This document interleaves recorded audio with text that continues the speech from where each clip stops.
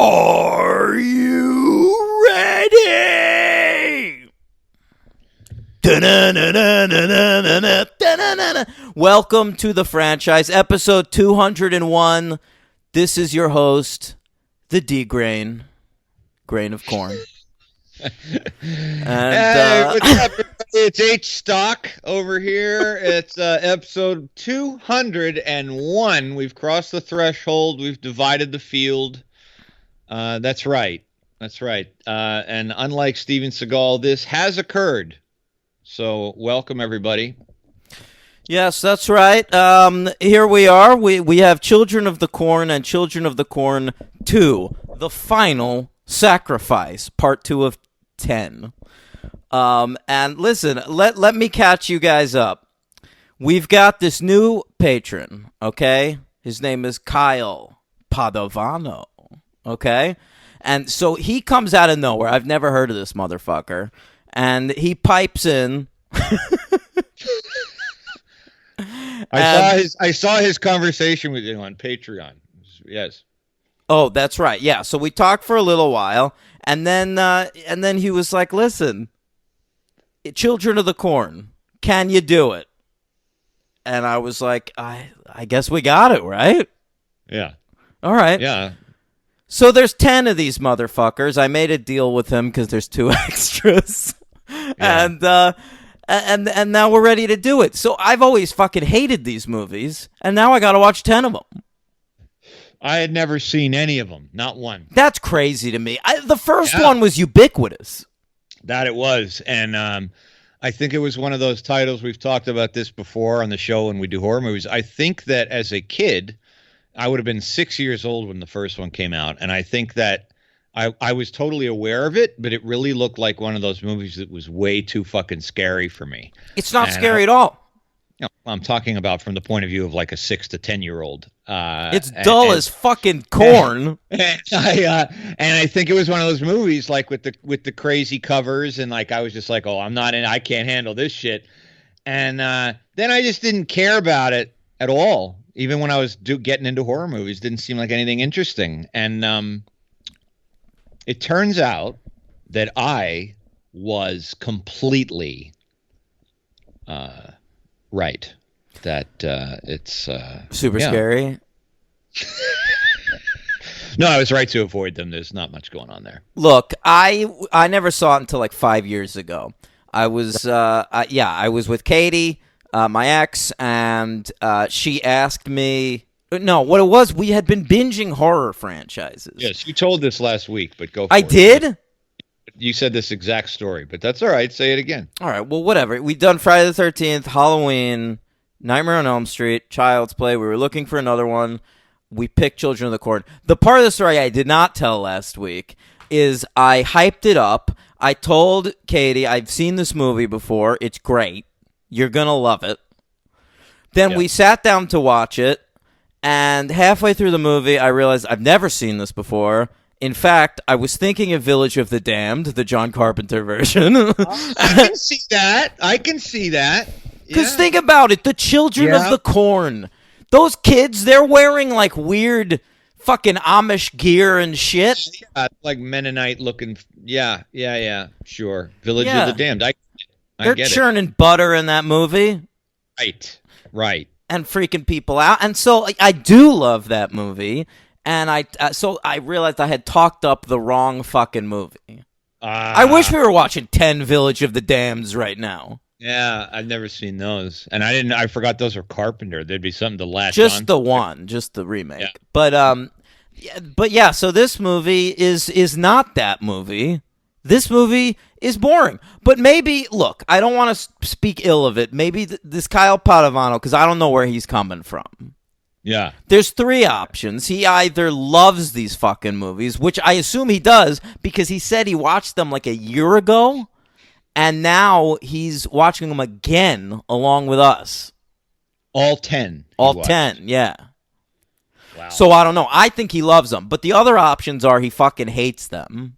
He wants to torture us, and it would be funny to hear us talk shit about them. The third option is he himself is a child of the corn. I thought about that myself. I thought maybe he's from Nebraska and he knows the history of the actual events that these are obviously based on, and so that could be the option. I don't know. Is he a lackey? Is he who walks behind the rose? He could be the one who walks behind the rose. He could be the name of the rose. He could be the War of the Roses. I think he's he who walks behind the paywall over there on Patreon. Yeah, I mean, he probably went to Bryn Mawr College. He's probably a Quaker, but he's probably like an offshoot, like a more like severe version. So, maybe he saw a lot of himself in this. I dated a Nebraskan for a year. Never made it to Nebraska. She wasn't close with her family. And, but she told me stories, and there's weird stuff going on there. She would talk to me how she had to walk home down a dirt road. And she told me about a weird arson in an Italian restaurant. Really? Yeah, I did some research about it.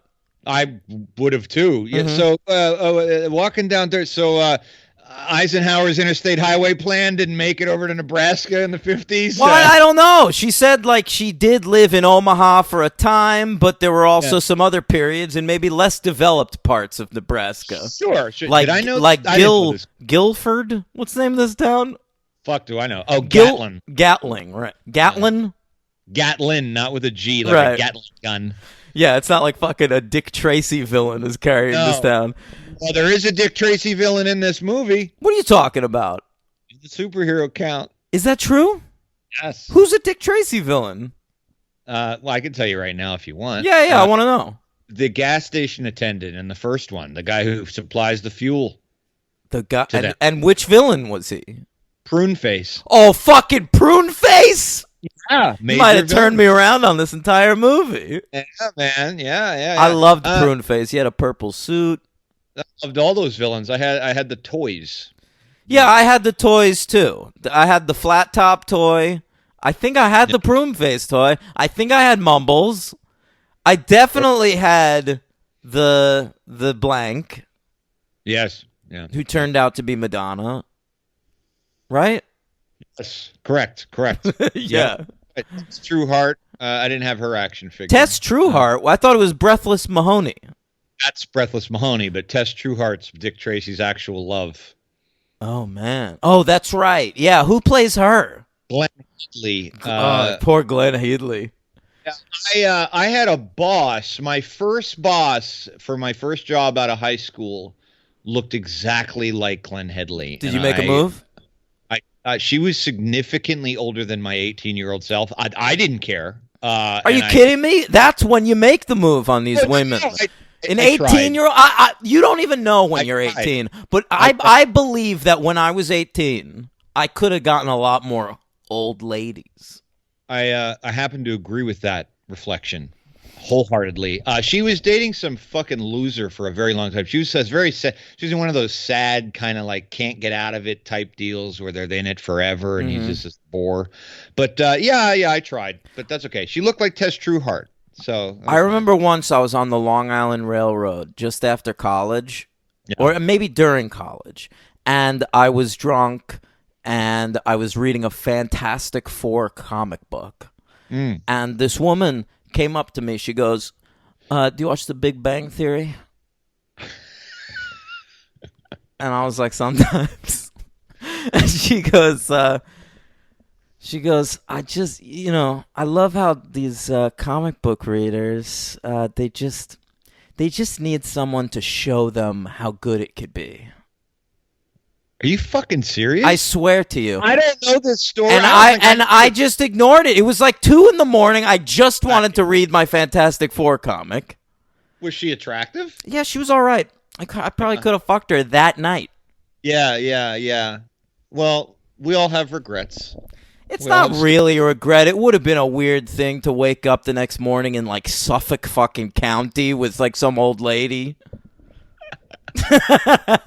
Yeah, but I bet you wish you would have every once in a while.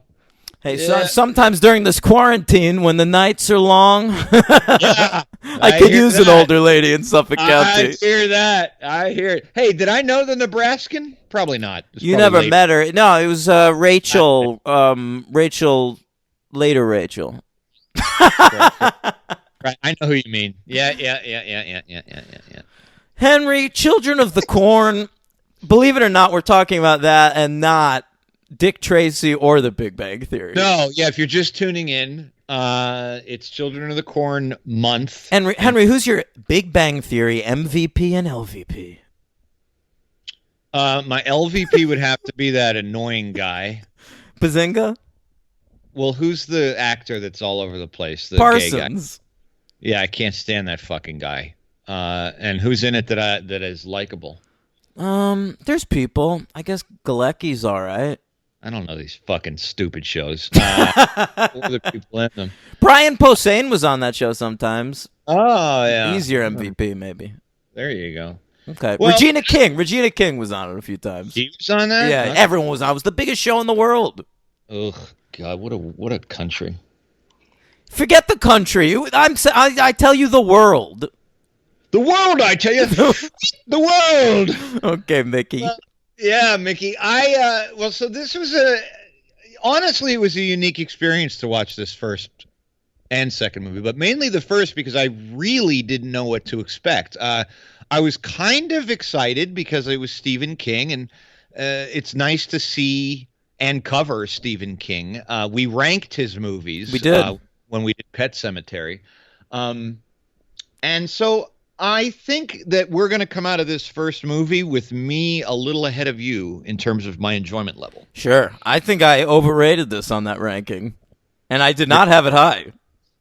Okay. All right. Yeah. Let's talk about it. Directed by one Fritz Kirsch. He. I love that name. It's you know that name?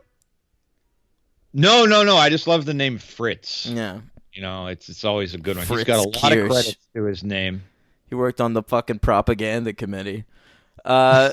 This is his first movie as a director. He didn't have a great career. He went on to do Tough Turf, which is a movie some people like sometimes, with Never James heard. Spader. But after that, I mean, I don't really know any of this bullshit. Swamp Thing TV series? Yeah, he directed the pilot of the Swamp Thing TV series. How about that? You're right, though. He didn't move on to much. His going most on. recent movie is The Hunt. Not the one that came out recently. Something from 2006 starring Cliff DeYoung, of all people. Oh, wow. Yeah, I didn't know he starred in things. Not the Mads Mikkelsen. No. Okay, written Mads Mikkelsen. Oh, that's The Hunt, too. There's fucking 3 movies called that? Well, you were thinking of the one we both just watched, and I went right back to the Yeah, Danish. that's right. Mads Mikkelsen. That's on my best of the 2010s list. Great Behind movie. the paywall. Yeah, great. Patreon.com/the Oh, franchise. there's a lot of movies called The Hunt, so now we know there's 3. At least. More. Yeah, right. So the writer is George Goldsmith, and a Jew. He wrote Children of the Corn, went on to write not much. I mean, honestly, really not much. Yeah.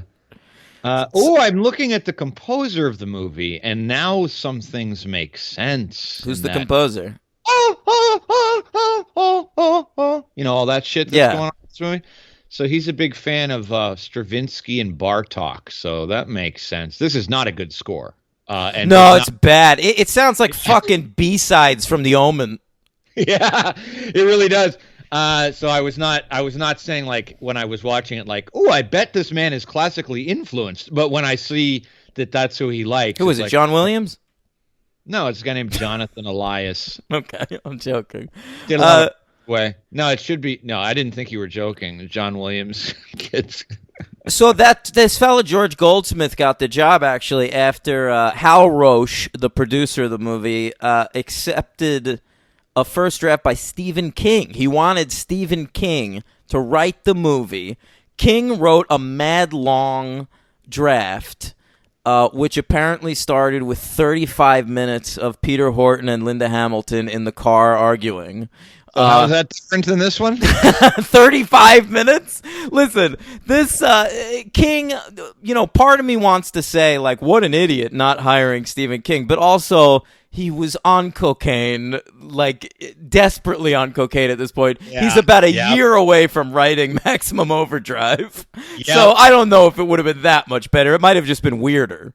I agree. I always had the same thought. I was like, they should have let him do it. And then I was like, 84. I'm pretty sure he was still on the sauce and on the coke pretty hardcore. Big time. Yeah. So they rejected that draft. Apparently, Hal Roach wanted Stephen King so badly that he arbitrated with the Writers Guild. He wanted to use the George Goldsmith draft of the movie, but solely credit the writing of the movie on screen to Stephen King. That's fucked up. I know. I read that. It's very, very weird. Not fair to Georgie. No, it's incredibly fucked up. And the Writers Guild correctly said, no. No, definitely not. Why are you pronouncing Hal Roach's name with a soft CH? Is that how you say it? I gotta be honest. I went for it. It was a confident pronunciation. Look at you. Okay. So there's no reason behind that. You have no validity. No, Henry, I say things confidently. People come to talk to me like, God, you know so much. Right. You know? And People tell me on the street. They stop me on the street. Huge franchise fan. Yeah. Yeah, long-time listener, first-time stopper on the street. And I gotta say, you just know your shit. Yeah, you know a lot. And I say thank you, I do. But really, I just say things confidently. You say things in a tone that is intimidating, confident, arrogant, and assured. In all seriousness, if you fact-check me, I'm 95% of the time right. I know my shit. 75 to 85, yeah. 95. All right, so Roach is probably the way to go, and it's funnier to say. But, if you want to go with a Roche, that's fine. Hal Roach. All right. This movie came out March 9th, 1984, on a budget of a mere $800,000. It's amazing. It is kind of amazing. It looks pretty good for $800,000. Actually. I think it looks quite good. I did not loathe this movie. And I have been loathing a lot of coming out of Texas a while ago. Now we're in Nebraska. Oh, my God. If you are kinder to the Children of the Corn franchise than you were to the Texas Chainsaw franchise. Yeah, I don't think I will be. Okay. No. I don't foresee that. I only think that Texas, my expectations were very, very high. And these expectations were very low. What's a better movie, Henry? The first Children of the Corn or the first Texas Chainsaw Massacre? Well, there's no comparison there. There's not even that's not even a discussion. That's not even a discussion. You didn't answer the question. Texas Chainsaw. Okay, I'm just making sure, man. No. Coming from fucking Joker #7 movie of 2019. That's right. That's right. I give the critical opinion that's deep and thought out rather than the popular, I'm going with the. I'm part of the popular opinion. That movie was nominated for 10 Oscars. You piece of shit. Pseudo intellectual. This asshole. Henry is the type of guy who, in like 1997, will be like, I don't take the popular opinion. I love The English Patient. You impugned my intellectual capacity last week for liking Joker. Oh yeah. Spell impugn. IMPUGN. Okay, it's pretty good. Fuck yourself, Mr. Nascent. What are you talking about? I know how to spell nascent. No, I know. I did ask you how to say it last week. Oh yeah, Henry. This came in. What? You listened to the episode? No, I just remember that. Wow, I don't remember anything. I don't listen to our episodes anymore. I haven't listened to an episode in a really long time. I do, dude. Listeners would probably wonder about this. I actually do. If I remember something that I thought was particularly funny or memorable, I definitely go back and I listen to that portion of the episode. I do that. And I, especially when I know it was something extremely funny. So I do. I haven't done a sit down, concentrated, full episode listen in a very long time. I used to do that when we first started. Well, because it's exciting. Oh, my voice. There it is. Yeah. But I feel like Adam Driver. I feel like the performance is while it's happening. I don't need to listen to it afterwards. Does Adam Driver not watch himself? Correct. Holy shit, really? Yep. He's never seen Black Klansman? I don't know, but if he does, he doesn't like seeing himself. He should. It's good. He talked about it, and then there was that whole NPR thing when all they did was play. Oh, yeah, that's right. He freaked out at NPR. Audio clip, for God's at NPR. Who freaks out at Terry Gross? Adam Driver, he gets triggered over there by Terry Gross. Henry, I like this stat. Children of the Corn came in at number 64 at the box office for 1984 between two movies that we covered. All right. Well, you know it's not Beverly Hills Cop because that was like number one. It's not Ghostbusters. It's okay. 64. Is it one of the Freddy movies? 84, Henry. Yeah, I know. I said Ghostbusters and. Oh, you said 64, meaning the number of the ranking. Yeah, got correct. it. Okay. Is it one of the Freddy movies? No. The Jason movies? No. Give me a hint because I want to get it. I'm determined. We haven't done this game in a while. I mean, one of them is a fun sequel, and one of them is a sort of a spin-off. We liked one more than the other. Collectively, you and I? Yeah. I think we both agreed on both of these movies. Supergirl. That is the one that Children of the Corn made slightly more than. Yes. All right. You go ahead with the other one. I don't know. The other one that Children of the Corn was right under is Breakin' 2, Electric Boogaloo. Nice. That's one of our finer moments, I think. That it certainly is. Shout out to I can't remember any of their names. Somebody paid us to do that? No. I mean the cast of Breakin'. Yeah, the cast. I don't think they're all any alive anymore. But yeah, but what are their names? Who fucking cares? You know, Disco Cat Queen. What is right. Shabadoo. Shabadoo. Yeah. Shabadoo Ding Dong. Boogaloo Dan or something. Break it, dude. Let's break Turbo. Remember Turbo? Turbo. Ladies and gentlemen, Turbo. It made $14 million. That's not too shabby. Well, it's good on an $800,000 budget. Yeah. I mean, I'm damn. Yeah, I mean, you don't have any stars. This is Linda Hamilton well before The Terminator, and Peter Horton hasn't even done fucking 30-something yet. That's right. Well, or directed the Grey's Anatomy pilot, or directed that episode of Grey's Anatomy where Kyle Chandler, the bomb squad guy, blows up. Okay. I like Kyle Chandler. Yeah, it was big Super Bowl, post-Super Bowl episode, Henry. Best thing I've ever seen him in, best acting I've ever seen him in is in Bloodline. Yeah, because you haven't watched fucking Friday Night Lights, you dumb shit. Yeah, but you won't watch Bloodline. Yeah, but you won't watch Friday Night Lights. Yeah, but... I watched the first 3 episodes of Bloodline. All right, hey, I got a great point right now. You sent me that text earlier, which was very funny, about the Henry movie question. Boy, is there a Explain it to the people. You can't just reference a text on air. I mean, I can sort of do anything.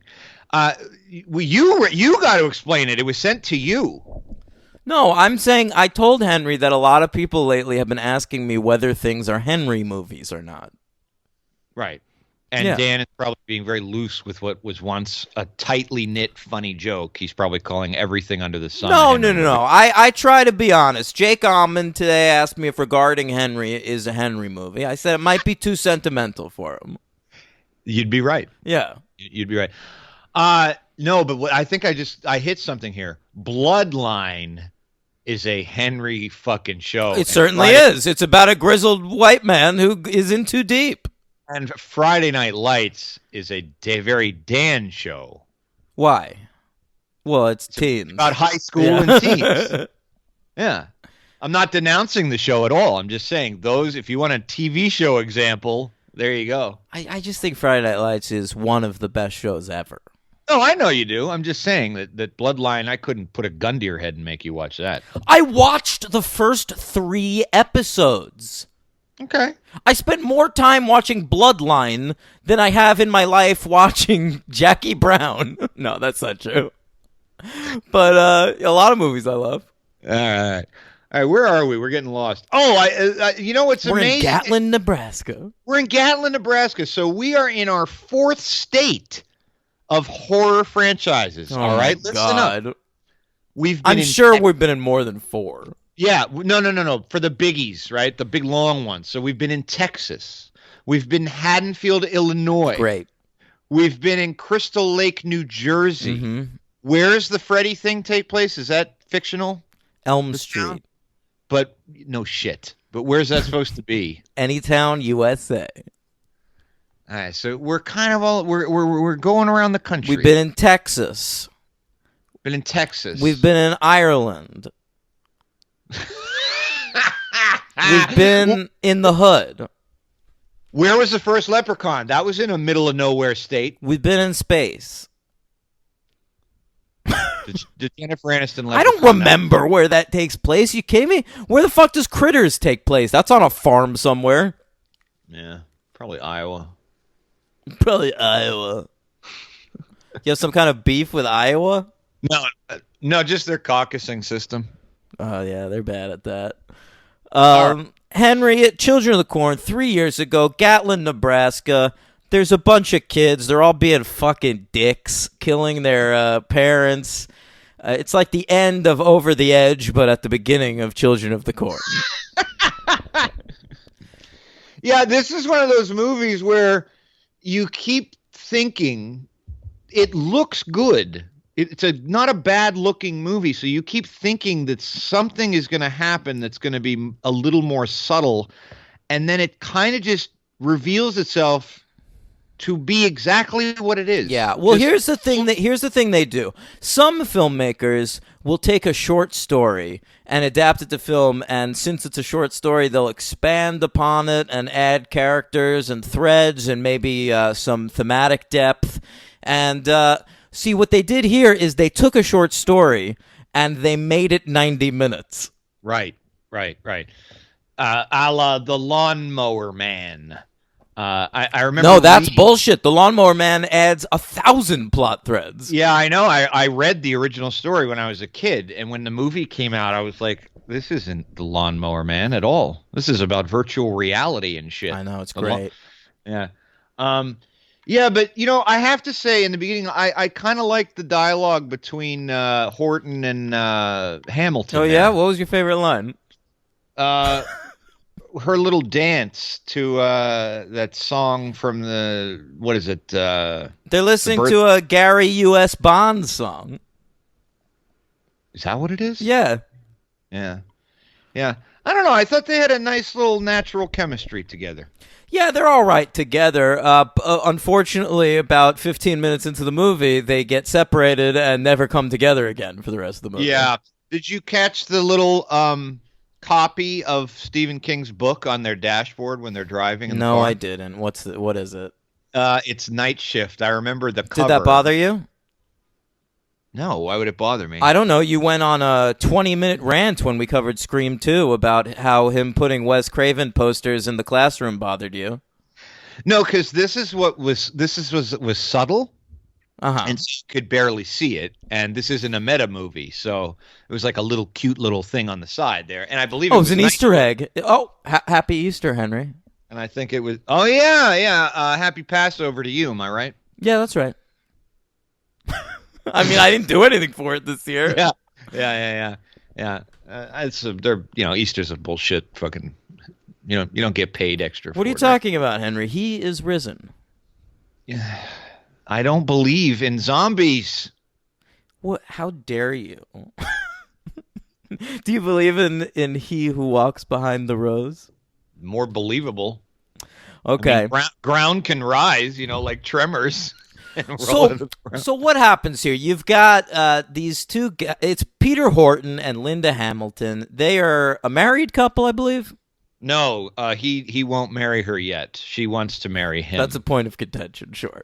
It's a point of contention and highly unbelievable that Linda Hamilton would want to get with Peter Horton so badly, and he'd be like, you know what?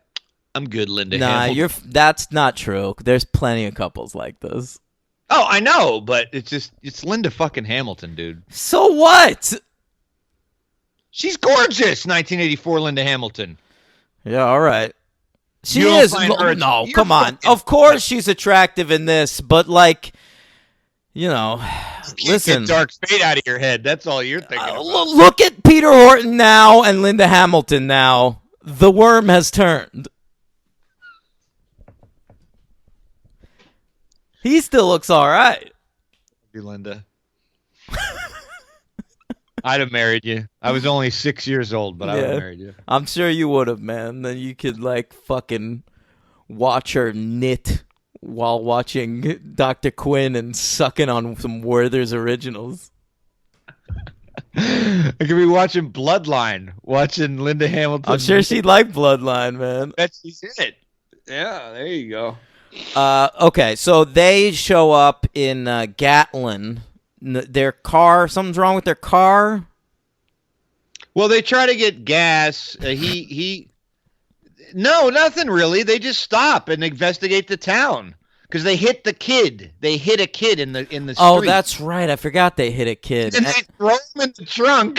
Yeah, they're driving around with this kid. It's like that Texas Chainsaw remake. Yeah, and they never acknowledge it afterwards. Like, they talk about it, like, for one sentence, but the whole rest of the movie, that kid is still in the trunk. I know. I thought about it a lot at first. Yeah. And then I sort of forgot about it by the end. But yeah, I guess that kid, they killed a fucking kid. That's like life-changing. Right. They're properly traumatized at first. I'll give the actor. Oh, please. They're traumatized for one scene, though. And then it's sort of like, well, we just got to find the morgue so we could drop this fucking kid off and move on our way. It's true. I feel like I was kinder to this film than you were in the beginning. I've seen it, man. I hadn't seen it, and it wasn't as horrendous a shit show as I was expecting. I don't think it's a horrendous shit show. I think it's boring. It's very, very dull. It's very dull. And I didn't do the little research about this main guy we're going to get to real soon until afterwards. So that gave it a little bit of creepy, weirdo mystery. Isaac, of course. I thought they just found the weirdest looking child in the world. He's not. He's like a Gary Coleman. That he is. He was like 25 when he did this, and that made it very weird. Yeah. Yeah, he's a weird-looking guy, and he's got a sidekick named Malachi. Why are you laughing? He is fucking weird-looking. It's such an understatement. It's like what do you want me to say? Yeah, he does. He looks like a fucking half fetus or something. Yeah. He looks like the baby in Eraserhead. Yeah, they look like the abortionist had a heart attack halfway through. There you go. All right. I love any episode where we can do abortion jokes. Just for the record, big fan. Anyway, you want to cover Antichrist or something? Yeah, we could do Proxy, the movie I watched last night with Joe Swanberg. That has a very actually quite awful scene. Proxy was written by a great writer named Munchausen. It's Proxy by Munchausen. Well, that's funny you say that because the movie is actually about Munchausen by proxy a little bit. Okay. Anyway, the Isaac Malachi. I found him to be that actor to be quite irritating. Well, you're out of your fucking mind. He's the best part of the movie, and we've come across him before, Henry. Malachi, I'll have you know, is a previous Dan MVP. Okay, hold on now. First of all, he's the funniest part of the movie. I'll say that. Sure. I don't. Yeah, but Hard Bodies? You better believe this is Rag from Hard Bodies we're talking about. That was a total shot in the dark. I don't remember him in that at all. You don't remember fucking Rag? I mean, now that you're saying that maybe. He was the best part, and then remember he got recast for Hard Bodies 2. For no reason, they changed his name to Rags with an S. Okay, all right. Wow. Okay. He was amazing. He's like this dude who's just like fucking falling apart in Hard Bodies, and he's a mess, and he's sort of like a chaw guy, and Yeah. surfer, and so I love this actor. It was a delight to see him again in this. He shouts a lot, and they make a lot of his red hair. I don't see how I you. think he's the only one of like the quote unquote child actors giving like an actual performance, though. I don't think that's true. I thought Isaac was He's there to good. look creepy. Yeah, but he speaketh in such a way that is more convincing than It's the dialogue. I see what you're saying. Yeah, there's a lot of 'cause weird when Middle Rag- English. Oh, it's great because when Rag says it, it just doesn't. It's really funny and sounds really really bad. But when Isaac says it, given his presence and weird look, it's got a certain effect. And I thought the little girl was good. The little good kid who's like drawn with crayons. I thought she was a pretty good little actor. She was all Not right. not her brother, Brother? Job. Are they brother and sister?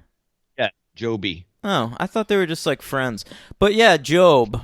Right. He's like the kid we follow basically because ultimately there's a whole section of the movie with just like Linda Hamilton and Peter Horton wandering around this town. It's fucking empty. Every so often they run into somebody. They tell them like check the cornfields. But they don't at first. They run across a mechanic. The mechanic has an adorable dog named Sarge. So already I'm like, all right, MVP. But then the dog gets killed instantly. Yeah, and the dog has a bandana, which is kind of cool. It is cute. And he's practicing for the COVID-19 epidemic. That's correct. That's Prune Face. That's Prune Face's dog with the Brovid-19 dog. Yeah. Yeah. I mean, I gotta say, this is an extraordinarily easy movie to cover because the plot is so simple. Well, that's why I'm taking it easy, man. The kids rise up to kill all the adults because they subscribe to this cultish belief that when you turn 19 you die, and they follow a man named He Who Walks Behind the Rose, and Isaac is their prophet and Malachi is his second apostle in command, I guess. Yeah. It's like his backup. It's like Isaac is Apocalypse. And this kid's Ozymandias or whatever the fuck. You mean Oscar Isaac is Apocalypse? Yeah. He played Apocalypse. Oh, yeah, Oscar Isaac. That's right. Thanks. Poe. Thank you. Yeah.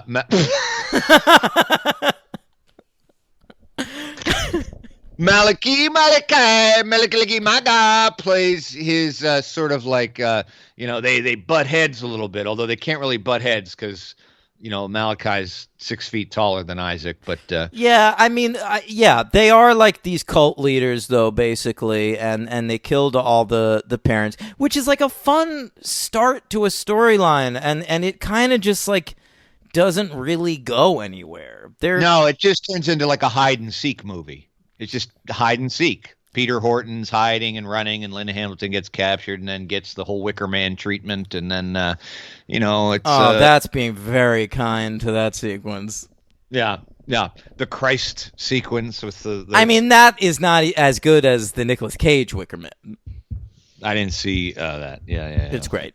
Henry, so they're wandering around. They've got now a dead dog and a dead kid. And they eventually wander into a random house. I don't know how they picked it. I don't know how big this town is. Good point. But they just go into a house. First house they check. It's got a couple kids in it. They're upstairs playing. They tell them, about some of the town lore.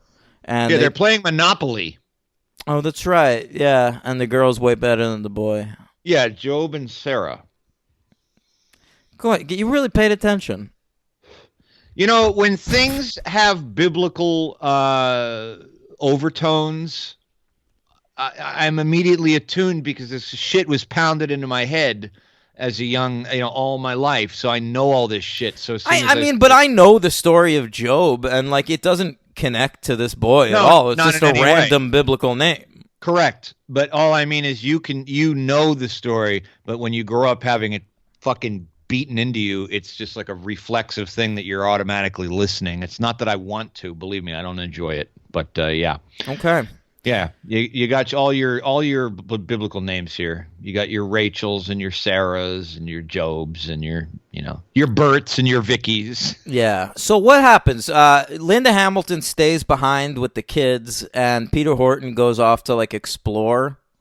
Yeah, he's like, you stay here in this abandoned house. I'll try to remember what street it's on and the geography of the town. He goes to the church, right? That's when he goes into the church. But he also goes into the fucking elementary school and like finds like I love that there's just corn stalks everywhere. Yeah, I kept like, wondering, what must he be thinking? What are they doing in this town? Leave. Right, I know. It's very much a situation where they're not even. You know what's fucked up? The mechanic gives them directions to, like, he says, don't go to Gatlin, there's fucking nothing there, go to this other town. And they go, and like, I guess one of the kids fucked up with the signs or something because they end up like on their way back to Gatlin. It's very Twilight Zone-y.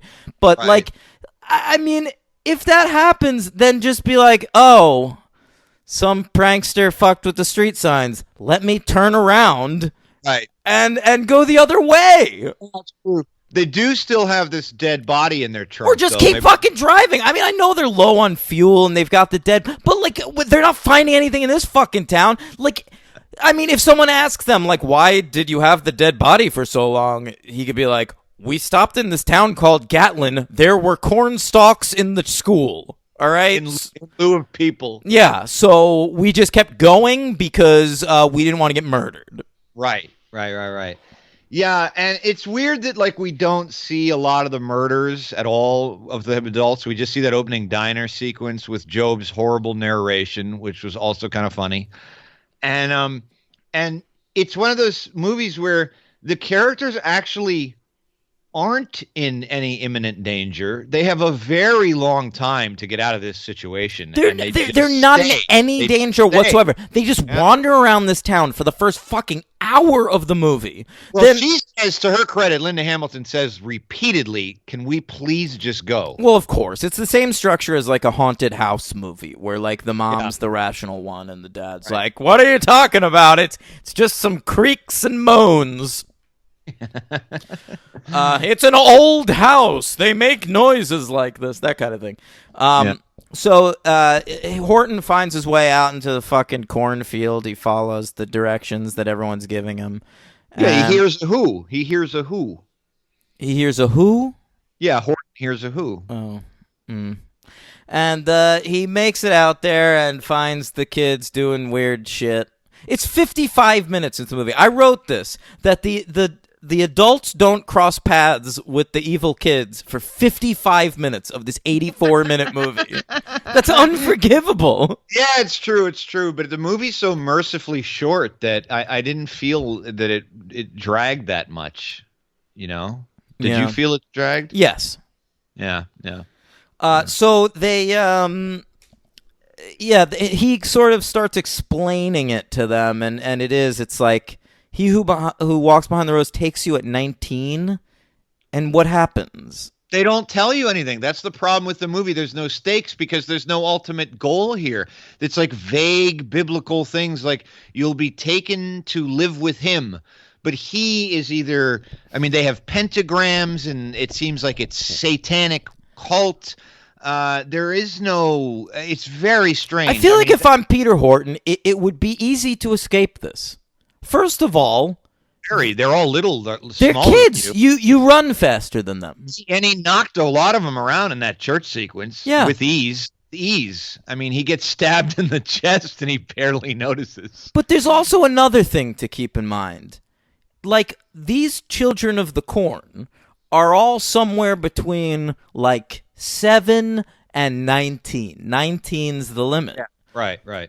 So I'm thinking, if you're Peter Horton, pull one of these 18, 19-year-olds aside, man or woman, and just talk to them like an adult. Like, dude, this is some weird shit you got going on here, man. Yeah. listen up, listen up. If you can maybe help me, we can kind of wrangle these kids out of this shit and stop it. I have a car. I could buy you booze. Why are you following this fucking Mong baby? And sorry, this fucking mutant, and He looks like a Watcher from the Marvel comics. He's like one the of the Watchers. Uatu. Yeah. Yeah. Maybe that's why they revolted. They couldn't get an adult to buy them booze in this very religious town, so they were just like, you know what? Fuck this. We're just gonna. If I'm Peter Horton, like I'd be like, this is you guys are fucking dorks. Anyone who wants to like get out of this and like drink with me and smoke weed instead of like hanging out in the cornfield with Isaac and Malachi, just follow me this way. Right. There's room enough for 5 in the car. You fucking nerds. Yeah, we'll figure it out. He should just bully them. That's the most powerful thing. That's true. I mean, that's how Isaac got. That's how the president got in office. That's right. You just use bullying as a tactic, and you could tell him, look, I can get you I'd be like, listen. Do you want to listen to this guy? Come on, that thing.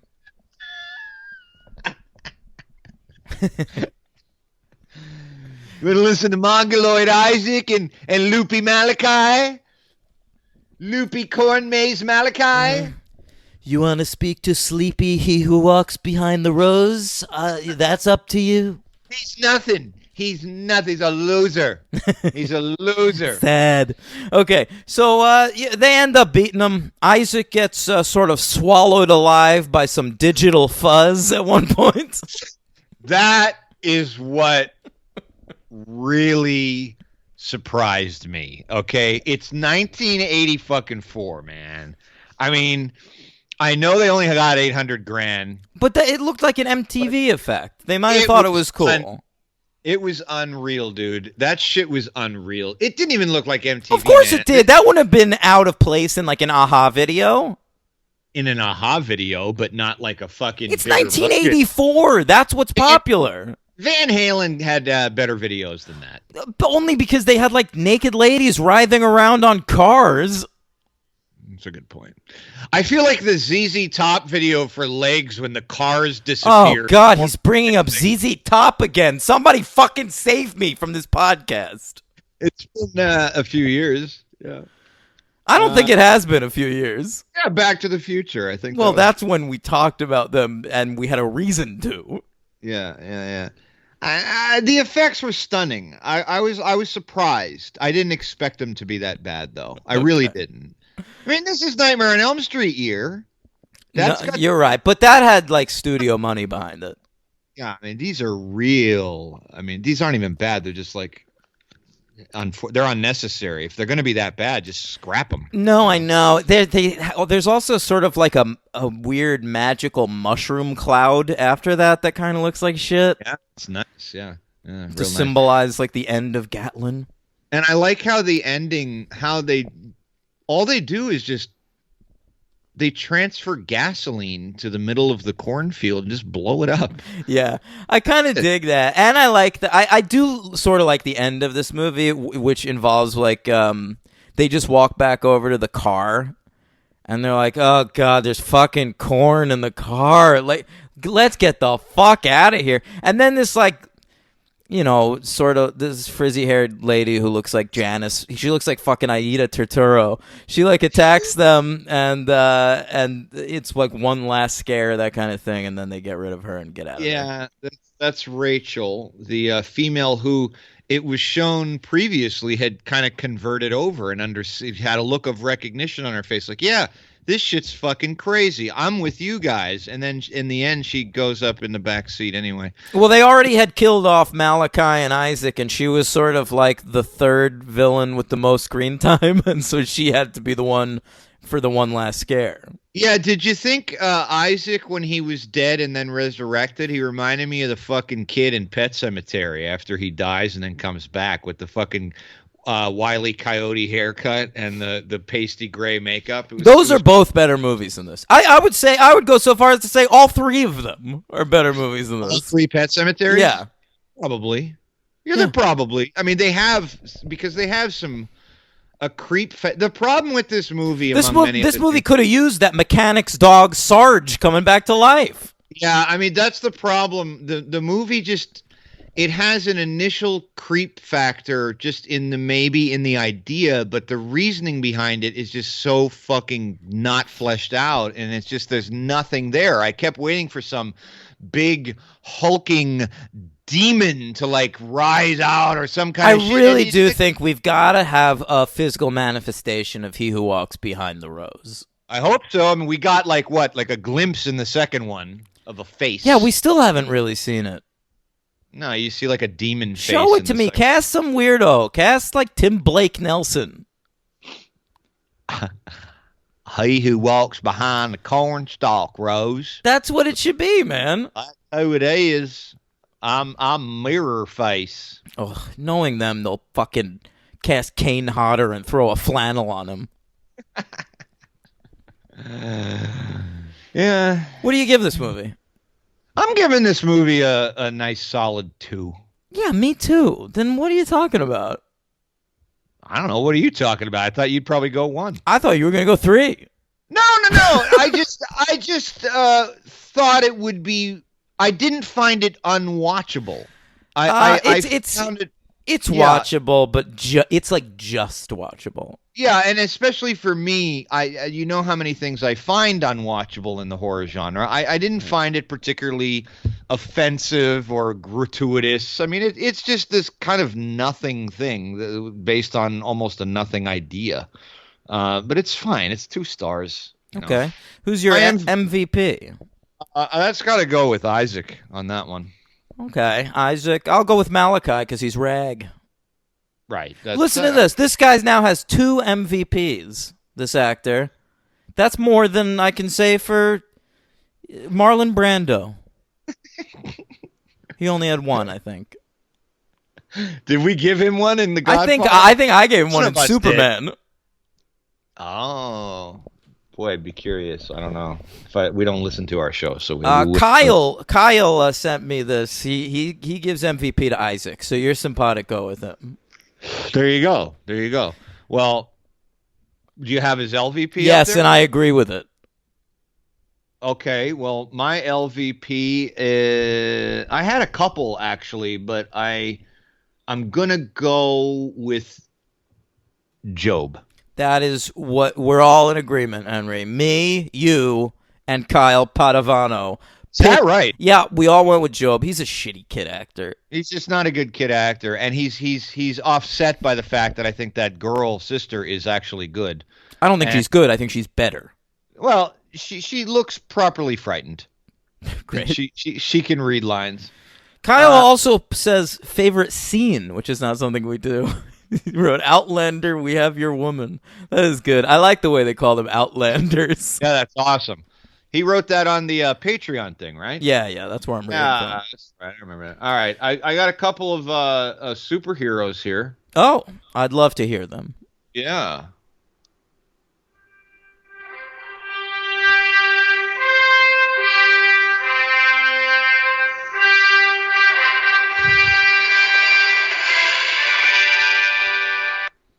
What are you drinking over there? I got a Diet Pepsi here. Look at you. Yeah, that's my only soft drink. It's the one I go to. Diet Pepsi? Yeah, it's the Specifically, only not soft- Coke? No, Diet Coke's fine too. Diet Coke and Diet Pepsi. That's it. They're I very don't- different. Yeah. I would argue that they're very different. Like, I would have no problem whatsoever in a taste test. Do you think Diet Coke is sweeter? Actually, no, I think Pepsi is. Really? Mm. Yeah. I'm not a big soft drink guy anymore. Those are my 2. I have a few every day. Why soft drinks? Why are they called soft No, drinks? why do you call them that instead of like soda?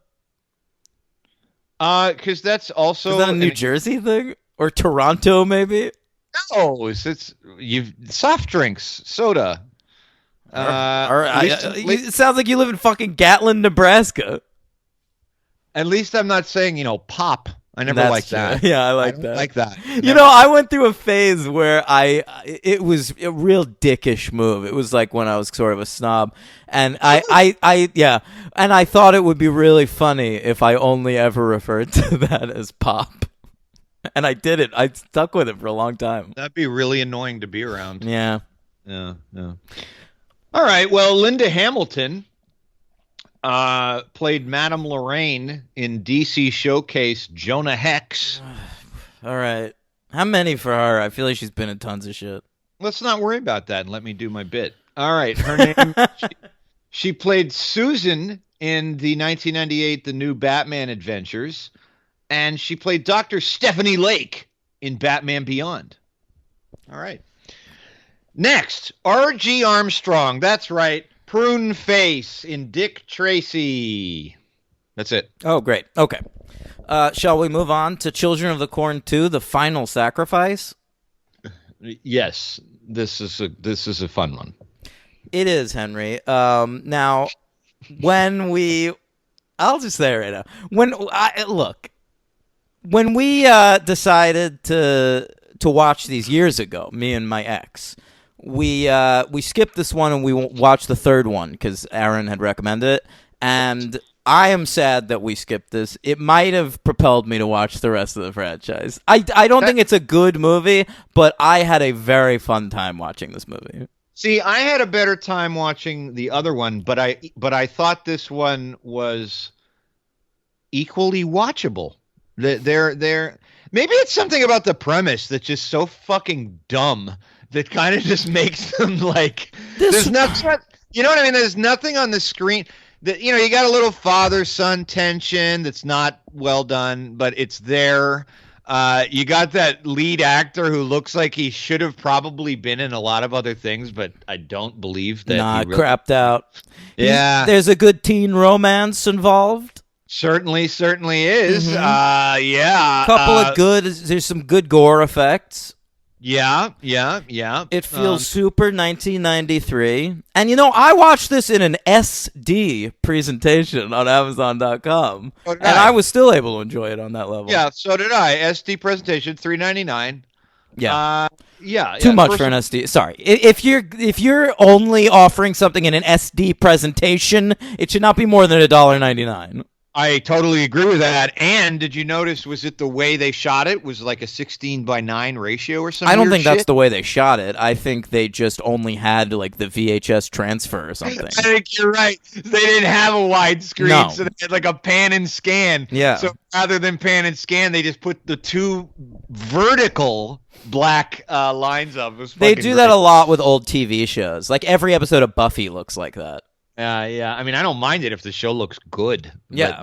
Yeah. Buffy was like planned. Like it was shot for that, aspect ratio. A Lighthouse was shot in that aspect ratio. Well, a much more complicated aspect ratio, but Just yeah. kidding. Children of the Corn 2, The Final Sacrifice, with new director. It comes to us 9 years later, by the way. By new director David F. Price, who is, of course, the son of former Columbia and Universal Studios president Frank Price. Okay. And grandson to television pioneer Roy Huggins, who produced The Fugitive and Maverick. So that's how he got some work. He also has a producer credit on Leprechaun and later directed a movie I have somehow seen called Dr. Jekyll and Miss Hyde. Nice. Yeah. Nice. What late night fucking Cinemax wank joint was that on? Nope, this was I rented it, I believe. I rented it in like 1995. And his dad, Frank Price, was quite a successful producer. He produced Ghostbusters. Gandhi, Ghostbusters, Tootsie out of Africa, The Karate Kid, Back to the Future. But I'm just meaning these are big movies. No. Well, because he was the head of Universal. He got his name on everything. Yeah. It's like how you can't rent a fucking movie from the 90s without seeing Harvey Weinstein's shitty fucking name pop up. That's a good point. Yeah. All right. But this movie felt late 80s to me when I was watching it. This felt 1993 to me. Did it? Yeah. It felt like 1993 TV. Like, that's the quality of it. It looked like fucking Xena or something. That's more accurate because I was going to movies as a teenager in 92, 93, and this looks really bad. Yeah, I felt like I was watching Quantum Leap. Quantum Leap. Sequest DSV. There you go. Yeah. Yeah. Picket Fences. Picket Fences. Sure. So this movie was co-written by A.L. Katz and Gilbert Adler. And they're the fellas who wrote this movie. They also wrote Bordello of Blood, the Dennis Miller movie. This Gilbert Adler fellow, he produced a shit ton of movies too. Did he? Big ones. Valkyrie, one of your favorite movies, Superman Returns. I guess he's Bryan Singer's producer. I bet he. I'm going to assume he's implicit. I'm assuming he's an enabler. Yeah. He was also Zemeckis' guy. I guess so. These dudes worked for Tales from the Crypt. That's what happened. And Zemeckis was an executive producer on that. So then they left to produce shit for his production company. So they're more producers than they are writers, these two. Yeah, I used to love Tales from the Crypt. It was great. Every weekend whenever it aired. So remember after Tales from the Crypt, he put together that production company Dark Castle, and they were going to make all these like William Castle influenced movies. Vaguely, yeah, but they all tanked. It was like they did House on Haunted Hill, then Ghost Ship, and 13 Ghosts, and they all tanked, and then they stopped making them. Oh, goodness gracious. Yeah. Okay. All right. All right, Henry. So this was shot in the summer of 1991 in North Carolina, which lends itself to your late 80s theory. But it was not put out until January 29th, 1993 in America. It made $7 million at the box office. Fun fact, it was originally titled Deadly Harvest. That would have been just as fine. The Final I think it's actually better. The Final Sacrifice does make me think of The Final Solution. Yeah. Yeah, and I don't. It's like we're gonna do Children of the Corn 3, Mein Kampf. Yeah. No, I couldn't find out the budget. That information was not anywhere I looked. Children of the Corn 3, meaning Wikipedia and Box Office Mojo. Right. That was a good joke, by the way. Number 26, number 126 at the box office, Henry. Made slightly less than Fearless. I don't even know what that is. Jeff Bridges Rosie Perez airplane crash movie that I never saw, but I know was on like, who is it, Ebert's or somebody's list of like most underappreciated films of the 90s or something. I don't know. Ebert has a few movies like that he'll go to the bat for. He does. Ebert's like, you know what movie's fucking incredible? Ang Lee's Hulk. And you're all fucking wrong. You know what movie's awesome? After Dark, My Sweet. No, but like literally, that's in his book. Oh, really? I watched it because of that. I don't know that movie. I was interested. Okay, and yeah, it is very good. Yeah, no, go ahead. I just remember he had a film festival. He held like Ebert Fest around the time he died, and he like put all his favorite films up, and he showed Ang Lee's Hulk. Like that's what he wants. The last film I want to watch before I die is Ang Lee's Hulk. Please, I'd love to watch that immediately. That's weird, especially because it sucks. But, I like it, but speaking of Ang Lee, the other movie right around this in the rankings is The Wedding Banquet. Aw, a movie I'll never see, but I bet you it's good. It's probably good. All right, so standard def presentation. Let's talk about it. We're like panning around Gatlin. Let's see what's going on there. There's a lot of gore. They showed a guy with a corn on the cob through his skull. I thought that was pretty good. That was nice. Yeah, they're in How did that happen? I don't know. How's that sharp enough to do that? I don't know. I mean, that's the thing is that these maize fields are full of weaponry, all made of corn. You know, it's a very boring vegetable. You know, I feel like if it's not involving aliens and patterns of corn stalks, there's not much you can do with it. That's true. Is Signs the best corn-based horror film?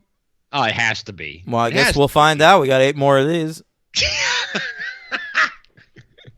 Yeah, but it's just not. It's not a great. It's a good setting for certain types of movies. Uh, but where the corn is the actual villain.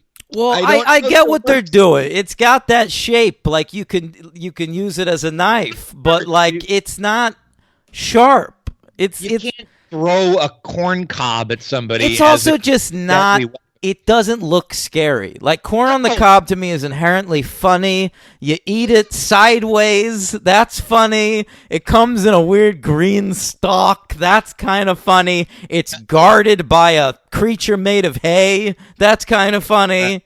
That's right. I'm telling you, it's just not a scary vegetable.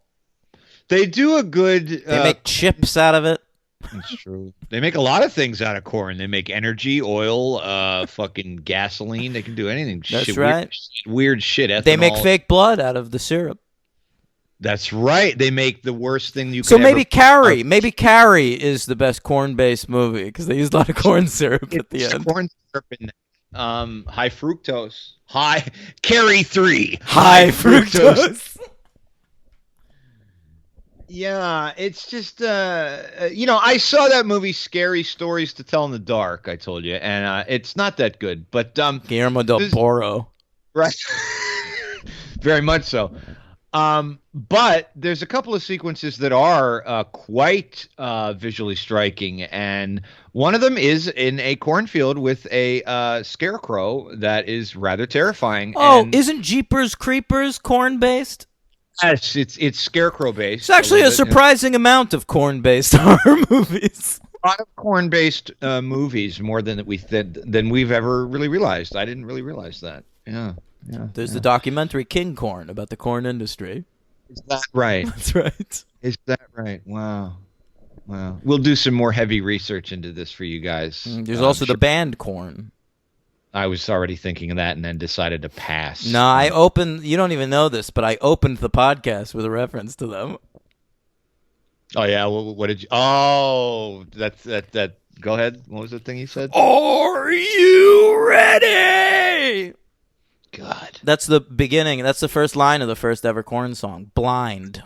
I'm glad that when you. How old were you when they debuted? I was. No, they would do that sometimes. Scat.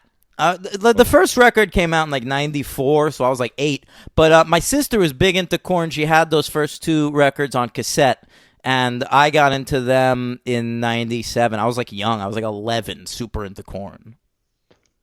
Yeah, when I was 11, my music was Run DMC, NWA. I got to hear a little. Yeah, and then you didn't listen to hip hop again for the rest of your fucking life. That's not.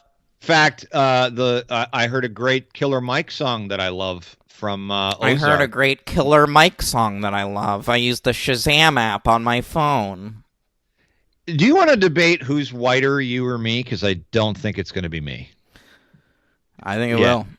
I really don't think so. You're pretty white. You're a pretty white guy. I mean, I'm very pale. No, I'm paler than you, but you're white. I don't care. Children of the Corn 2. Yeah.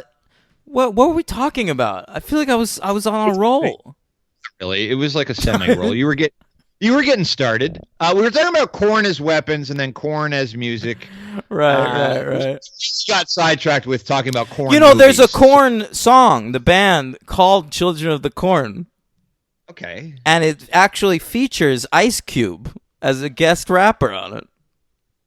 There you go. How about all right, what happens in this fucking movie? So father and son started off. They're driving to Hemmingford. Yeah, right. And it's like they've like recently gotten together. It's like this kid's been raised by his mom his entire life, and now like she has like a new stepdad or whatever, and so he's going off to like live with his dad.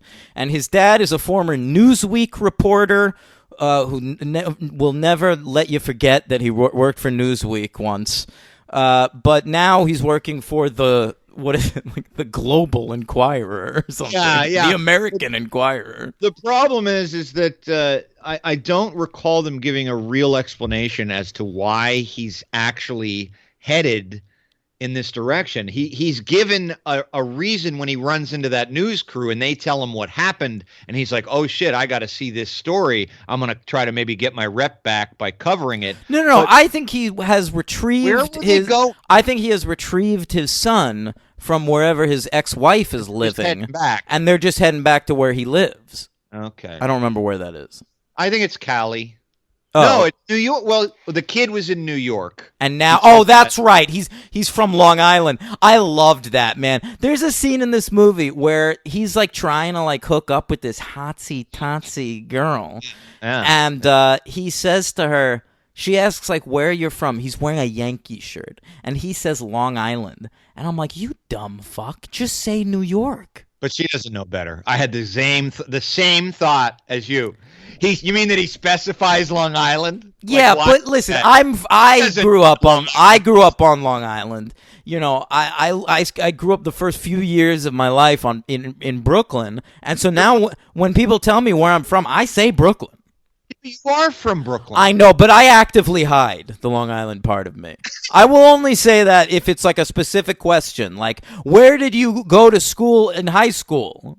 What was that? I'll say Long Island. Well, I'm kind of the same way because I have always believed that you are from where you're born, and I know some people don't agree with that, don't go along with that, but like I've lived in so many places that I'm from New Jersey. That's where I was born. You know, it's just very weird to me that people don't say that. I just thought it was unrealistic. I don't think any kid from Long Island who's in another state trying to like hook up with a girl, they would never say they're from Long Island. Also at the end of this movie, she's like, take me with you. I love you. Take me with you to New York. And that's where they're going. They're going to New York. And he takes her. And I'm like, what is he going to explain to her when they get there? He's not taking her to live in Manhattan. That's what she's picturing. He's going to take her to fucking West Hempstead. They'll drive by Manhattan on the LIE, and she'll be like, wait, aren't we going? And he'll be like, oh, no. I mean, that's close to where I live. But yeah, it's a little drive. It is. I mean, he's gaslighting her, honestly. Yeah, but it pays off. He gets what he needs. We don't know that. We don't follow them past Nebraska.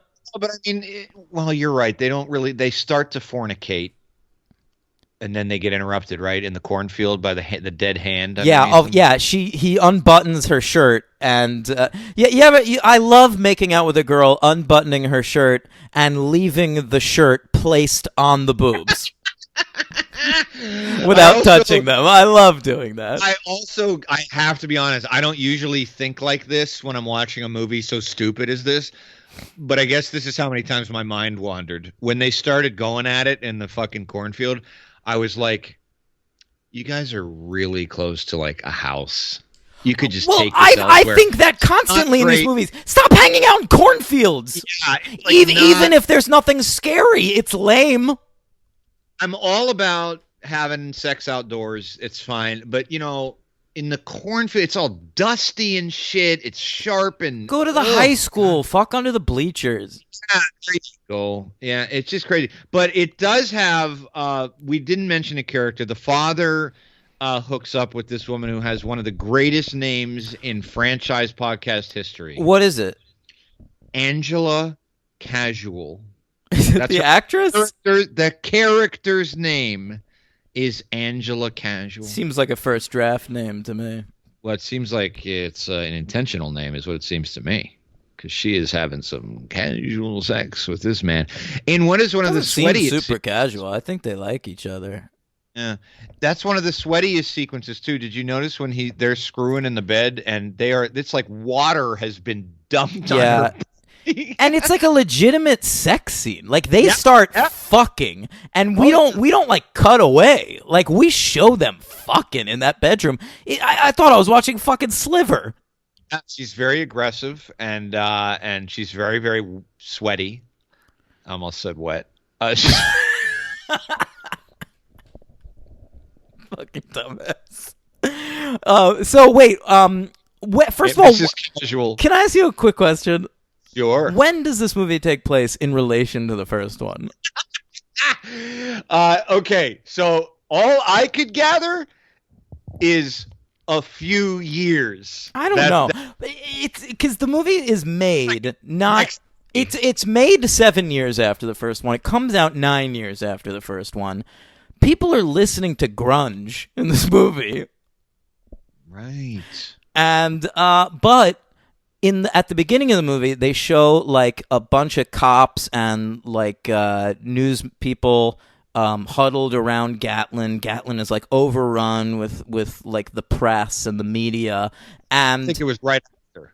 and they're saying that this couple who passed through on vacation reported what was happening in the town. So I love that. That has to be Linda Hamilton and Peter Horton. They just kept on driving and then made a call like, we passed through this creepy fucking town and all the kids killed the parents. So you might want to get over there. There's been a genocide of adults and children. There's nobody living, but check it out. And it seems like they didn't like do an interview at all. It's like they like went to like Hawaii on vacation and they called. They're like, hey, we're on our way out of the country, but you guys need to check out this town in Nebraska. There's some crazy shit going on there. Ma'am, we're going to need you to not leave town while we investigate this matter. I'm sorry. I don't have any more quarters. Just get over to Gatlin. Well, you know, that might have been from a case of police corruption because the one Gatlin police officer is corrupt. That's right. They're trying to make money off of the what is it? The ethanol. They don't want the crops to go bad or some. Who fucking cares? We'll get there. I want to go back early in the movie. Please. So they're driving this father and this kid. They come across a news van with a white guy and a black guy in it. The news van gets into a crash. Black guy first to die. Obviously. Right. Obviously. Then what happens is they find this like bed and breakfast that's being run by Miss Casual. That's right. And she's taking in a foster kid named Micah. Beware of that kid. Fucking weird, biblical Yeah, name. all the kids in Hemingford have been adopted or they're trying to adopt them. They're trying to place them with families. Place the Gatlin survivors into Hemingford. Good luck. Yeah, man. And that old woman wants nothing to do with it. Oh, that's right. Yeah, she thinks these kids are fucking weird. Mrs. Burke. Meanwhile, where's this town? It seems like there's 3 miles down the road. But it seems like there's a shit ton of adults in this town, and it seems like it's right next to Gatlin. Whereas, in that first movie, wasn't that other town like 20 miles away? I don't think so. Because Pruneface says that the next town, Hemingford, is only he says, it's about 9 miles down the road. Oh, okay. So I guess we're in Hemingford for a lot of this movie? Yeah, no, the whole movie's in Hemingford. It's not in Gatlin. Oh, it's sort of like the Jurassic Park movies. Like Hemingford is like Isla Sorna. Right. And Gatlin is Isla Nublar. That's what I was thinking about when I was watching the movie. Yeah, yeah, right. And but I did notice a little joke there. Did you catch a little Wizard of Oz references going on in this movie? Well, yeah, when the old lady gets crushed by her house. Yeah, and did you know what the old lady's sister's name was? Did you notice them keep calling her? What was it? Mrs. West. The Wicked Witch of the West. Who is then seen in the movie's best sequence, where I laughed very loud, a genuine The church? party. No, but that was fucking That's great. the best sequence. That might be, okay. Okay, I want to get through the plot a little bit, and then we'll hit all these things, brother. Don't disappoint me. I want to talk about these things. We will. All right, please hit this key plot. Please. I want to get to the part where it's the first night they're at the bed and breakfast. Micah goes for a walk in the cornfield, as you do, and then he gets there's this weird fucking lawnmower man disclosure digital sequence. where he Okay, I starts don't getting. You don't remember this? He starts getting like pulled apart molecularly. It looks like some kind of weird Fantastic Voyage shit. Yeah, I didn't know. You said Lawnmower Man, and yeah. Right. So he's like transformed into some interdimensional fucking godlike It's creature. crazy. Yeah, and the effects are better than in '84, but not by a lot. Yeah, pretty much. So then we crush the old lady with the house. She has a cat named Elmira. It's pretty cute. They snap its neck. I do not like that every time we introduce an animal in these movies, they're getting killed instantly. Yes, it's true. It's true. It's like a Stephen King thing. Yeah, maybe. But yeah, they crush her under the house. That's actually pretty good, I thought. That was a little bit effective. And she keeps saying early in the movie, this old woman, I gotta get out of here and I'm gonna bring my house. And I'm like, what the fuck are you talking about? And then it turns out she's got one of those like raised houses that you can pull with a tractor or something. It's like on a hydraulic lift or something. But still, I gotta tell you, I had the same thought. But usually those houses, I'm not experienced in this personally, but that's a big fucking house. Like that is a fully built house. I don't know that is a portable unit. I mean, it's not she like seems to think it is, man. Well, she's really taking her sweet time getting out of town. I mean, she says it. She's packing up her entire life, bro. Yeah. She's been in Hemmings for her entire life. Her husband died. They explain. How was he? Did he just die of natural causes, or was he a victim of this? He might have gotten cancer from the moldy corn. Oh, sure. We'll get to that. Yeah. All right. So next up, what happens? The kid, he runs away from the bed and breakfast. This fucking kid is a wet blanket. Yeah. And actually, I have to say, I say kid, but he's a teen. There's a teen talking plot about Micah. in this movie. You're talking about Micah. No. I'm talking about Danny Garrett. Oh, because I thought Micah was following in the footsteps of Isaac. I thought Micah was pretty bad. No, he's clearly playing that role, and I hated him. He's my LVP, Micah. He's my LVP. Yeah, fuck this kid. But I thought this other kid was sort of a wet blanket too. He runs away from home. He gets to a bus stop. There's like a hot girl on a bike, and she says the next bus is like next week. So good luck, buddy. And then like they meet up again. They go to a swimming hole. They make out. He doesn't pick up on signals too well. No, she wants to fuck him instantly. It just takes him a minute to figure it out. She's driving by and scantily clad on a fucking moped, and he's the only man within 20 miles, and he's like, "Oh shucks, no bus. I guess I'll walk." I guess that's what happened. Yeah. Next up is the church. This was my favorite scene in the movie. The preacher is delivering his homily. I don't know if any of those words were right. It's fucking weird. Everything you said was right, except it's quite a homily. It's really fire and brimstone here. Yeah, he's really going for it, this guy. And so Micah's sitting in the back pew. Is that a thing, a pew? Yeah, that's what they're in. I'm on fire. And then you've got this old couple sitting up front. Okay? And Micah has a voodoo doll of the man. A la Chucky. Holy shit. And he starts like digging into it. And the old man gets a nosebleed, right? They hand him a tissue. Everything's going to be all right. And then Micah is just going to fucking town on this voodoo doll, just digging away at it with a little pocket knife or whatever. And this guy's head just starts like fucking imploding. He's bleeding from the ears, he's bleeding from the nose, he's bleeding from the mouth, and then it's just like his head collapses. He's dead. It's pretty good. It explodes. An explosion of blood on this guy's head. It's great. It's pretty good. It's not terrifying or scary as it's meant to be, but it's entertaining. It's a little scary. Yeah, really? I didn't. Because to me, it was like, oh my God, this guy is just like, stop. Like, that was the feeling I had in that scene. Like, put the knife away. Isn't this enough? Oh, look at you. You were invested. You were a little bit. And then the movie lost me the very next scene because now we're setting up a Native American mysticism subplot. And I'm out. As soon as we met Mr. Frank Red Bear, I thought, here's where Dan checked the fuck out of the movie. I say, fuck this. Yeah, but all right, so that happens, but we have to this talk actor, about Ned Romero, I'm sorry, Yeah. Frank Red Bear. I have a little game for you. I'm going to name characters, and you tell me if these are real characters that this actor played in movies, okay? I say yes or no. Yes Okay. or no, okay? Okay. Joseph Learning Tree.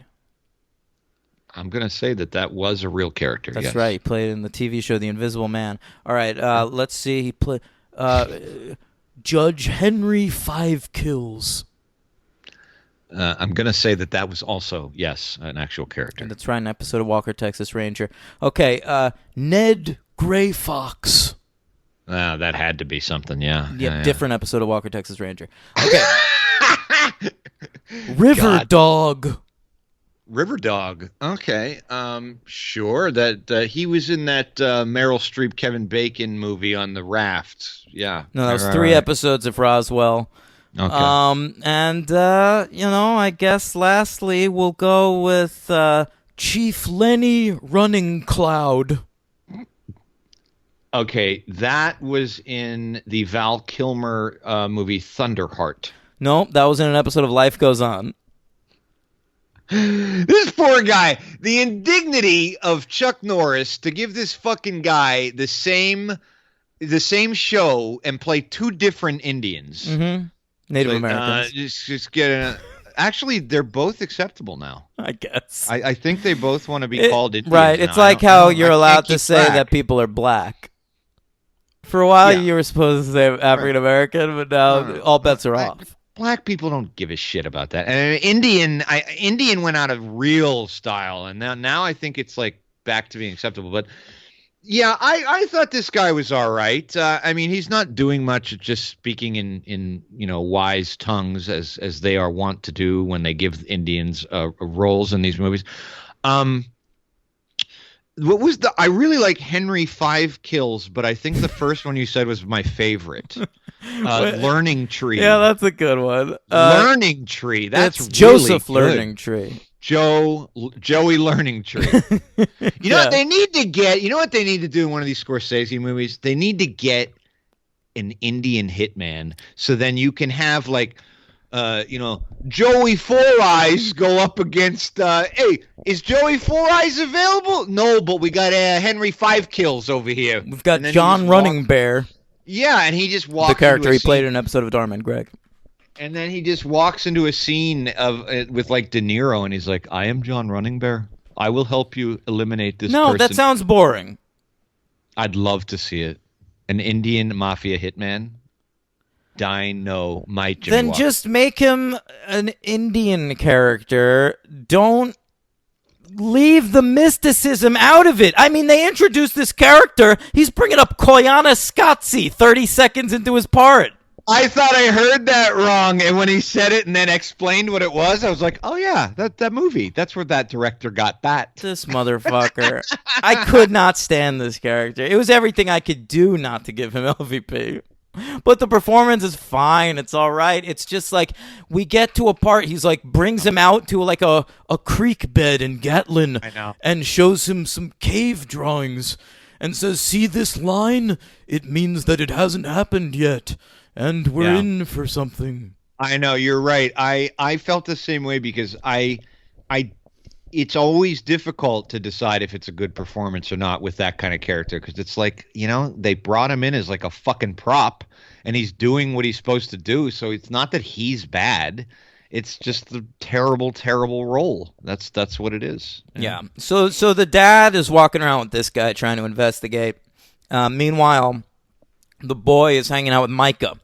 And Micah tells him about like his family and why he's an orphan and shit, and how he got caught up with the whole parent murdering thing, and he says that he caught his father, Henry, with the farmhand's wife. I'm so sorry. He caught his father with the farmhand's wife, quote, sinning most vigorously. Sinning most vigorously. That's correct. Mm-hmm. Yeah, I like that. That was good. It was great. I laughed heartily at that line, and I appreciated it later on in the movie when what's this kid's name? Danny? Yeah. It's my name. I can't remember. It's your name. He catches his father fucking Miss Casual. Yes. You remember that part? He opens the door, yeah. and then he starts just chuckling to himself, and he goes, sinning most vigorously. Yeah, Which is not the reaction I would have to seeing my father fucking. No, it's not. And, well, he's a strange kid. I mean, he's Danny? I don't think he's that strange. He's like, he's pretty basic. He's basic, but he says strange things. I mean, for being from New York, he's extremely unworldly. He seems just about. He's from Long Island, Henry. All right, fine. He's just about as cornpone as the people that are around him in Nebraska.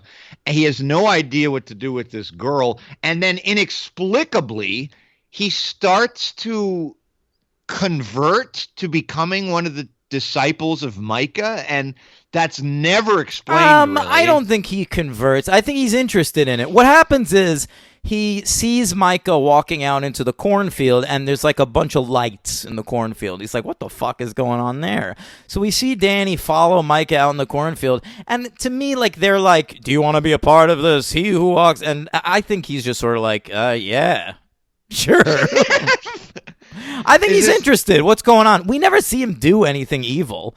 The closest he comes is they ask him to like kill his girlfriend, and he looks like he's about to because they want to keep us in tension. Correct. I don't think he ever actually considers it. I would hope not, because it wouldn't have been a convincing thing. But if they would have dug a little deeper into that, they might have had a little bit more in this movie. Not much, but a little. You know what I forgot about that makeout scene is it turns out that they're making out on top of a severed hand. I said that already. Oh, you did? I forgot that. I'm sorry. Yeah. No, I said that before I went into the trapeze antics of that scene. I said they're also on top of a dead hand. So I think we're getting near the end. What is like this favorite scene that you want to talk about? I can't believe you haven't mentioned it yet. So Mrs. Burke's sister, Ms. West, is in a wheelchair that is automated, and the children. The children have a remote control car. You know, I had one. I'm sure you had one. And they drive her into the heavy traffic of Hemingford, where there's clearly no cars driving anywhere. But there is a truck that has about 9 minutes to stop and doesn't. And it hits her and knocks her ass flying through a window, and that dummy in the wheelchair flies out. It is fantastic. It's good. There's good dummy work in the first Children of the Corn too. Yes, this was my favorite moment. It is a great moment. I forgot about this. I was laughing already even before she got thrown, dude, because they're like rigging up this remote to like so she like to control her wheelchair. Control her wheelchair, yeah. And so they're like driving her around at first. It's like an out of control wheelchair. I'm laughing. They cut to the kids. There's one kid in the middle holding the remote and two kids on either side of him, like watching him, like we're doing this thing, like, and the remote control has this huge fucking antenna sticking out of it. I just loved this shot. And then, she gets hit by the car and goes flying. It's dynamite. It's a great thing to look up on YouTube if you can find it. And you know what? And she flies into the window, and what's going on in that? It's like a diner, it looks like, but they're playing bingo in it. Right. And then the guy, in a moment that's, obviously not supposed to be in this movie, because this movie isn't intentionally funny, I don't think. The guy calls the bingo number. I feel like I was in a Sam Raimi production for like 5 seconds. He's like, bingo. No, you're right. It is sort of an Evil Dead move. Yeah. Meanwhile, the dad's investigating this moldy corn. And I actually thought this was like a surprisingly good explanation for the events of the first movie, but then they go back on it. Yeah, but it would explain. I thought the same thing. It would explain the psychosis of all the kids, but it doesn't explain the supernatural occurrences. So it's kind of a dead end. What supernatural occurrences? What are you talking about? I mean, if you really think about it, get all imploded and torn apart and then come back from the dead. I mean, Who? it's Isaac in the first movie. That's obviously supernatural. We see the ground rolling and all that shit. To me, I can buy. This explains it away enough. Really? Yeah. So they say they're like hanging on to. They find a big barn full of corn. I posted a screenshot of it. He goes, "Look at that corn." The other guy goes, "Yeah, look at it." And they walk in. They see the corn. It's moldy. And they've seen the same green mold on that old lady's house earlier, and they're like, "Fuck, this is it." And Chief Redwater or whatever decides like, fucking this mold is gotta be what affected Gatlin. The wind took it to Gatlin, and this causes psychosis, especially in children, which I know about. I knew somebody whose entire family got infected with mold, and they all went fucking insane and started beating each other up. Are you serious? Yeah, I met it in like a recovery meeting. Wow. Mm-hmm. Holy shit. So it's like some Dark Waters stuff going on, you're saying, in this movie. For sure. It is like fucking Dark Waters. Now that's a Henry movie. And so they like to me, that explains it. The kids went insane from mold poisoning, killed all their parents. We can't really blame them because of that. It was like a weird conspiracy involving like an evil sheriff. And so like we're going to relocate all the kids. End of story. Stop making these movies. Yeah, maybe Isaac saw what was happening. He's a real smart kid. And he's like, this is a great way for me to lead out my murderous impulses to become like a Jim Jones figure. And I'll just say it's about a guy who's walking around in the cornfields, but when I know it's actually chemical pollutants. And then maybe the chemical pollutants are their hallucinations, and then they see Isaac being torn apart and all that shit. But then like 20 minutes, we go back on this entire explanation, and it comes down to some sort of ecological power god who believes that that humans have led the world astray, and he wants to cleanse things. That's correct. Yeah. Great. Yeah. It's a tight plot. Do we have a name for the god? Oh, really? Oh, no, do we? I don't know. Besides he who does this and that? Oh, I guess that's what you have to call him, right? He sees who walks behind the rose. They need to shorten it. I mean, it'd be nice to call him something. Yeah, Quetzalcoatl or something. Yeah, right. Some sort of H.P. Lovecraftian name or some shit like that. But yeah, Micah does, when he's getting pulled into the tractor beam. Good one. It's not a tractor beam, I guess. It's yeah, but it's a good pun because it's a farm-based movie. Right. Tractor beam. His face reveals a demon. Whose does? Micah. He turns. Yeah, into but I don't think it's that. I don't think it's that Micah's been a demon. I think Micah in that moment is being possessed by the eco god. No, by the eco. Yeah, you're really sticking to this ecological. But that's what it is. I think that it's 50% of it. I think that in the writer's head, he's tying in a psychosis explanation, but not abandoning his supernatural. He wants it both ways. But that's so complicated. Like, we're 2 movies into this franchise, and I feel like we haven't gotten like a clear explanation as to like what's the plot. We don't have what's going to happen in these movies. Like, is it he who must not be he who walks behind the corn? He's like just like following people around the country, like trying to get them to like have cleaner air. He has a smaller radius. He's very focused on. What are you talking about? The next movie we're in urban. Oh, are we? I didn't look ahead. Well, it's called Urban Harvest. I mean, if he wants to fix pollution, why doesn't he go to like downtown LA and start? Yeah, what's he doing in Nebraska? Maybe this is just like he's like, it's testing the waters. Yeah, I mean, he should be in New York. We're in the 80s. Like, if this works in Nebraska, maybe I'll go to Detroit next. That's a good point. It's like Nebraska's the lab rat. Yeah, test run. Yeah, I like it. Yeah, very nice. All right. So the end of the movie, they all just like go off together. The fucking 4 of them get in a convertible and they drive away. Yeah. End of movie.